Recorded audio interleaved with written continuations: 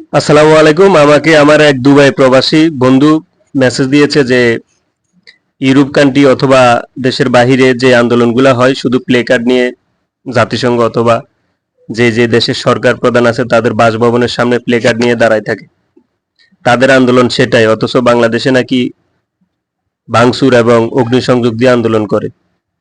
আমি বলতে চাই, ওই সকল দেশে প্লে কার্ড নিয়ে দাঁড়ায় থাকলে তারা অনেক লজ্জাবোধ এবং গণতন্ত্র হরণ মনে করে, সেজন্য তারা তাদেরকে নিয়ে দ্রুত সেটা সমাধান করে। আর বাংলাদেশে যদি আপনি প্লে কার্ড নিয়ে সারা বছরও দাঁড়ায় থাকেন, রোদ বৃষ্টি ঝড় তুফানে জর্জরিত হয়ে যান, মৃত্যুবরণ করেন, তাও এই দেশের সরকার অথবা বাংলাদেশি চোদ্দ জনতা আপনাকে অ্যালাউ করবে না।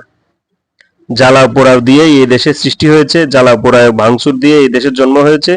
সো কোনো আন্দোলন করতে হলে এ দেশে জ্বালাও পোড়াও অবরোধ ভাঙচুর ছাড়া সম্পন্ন হবে না। নয়তো এই দেশের সরকার যে চৌধু সরকার, ভোটহীন সরকার, ভোটচুর সরকার কখনো এটা আমলে নেবে না।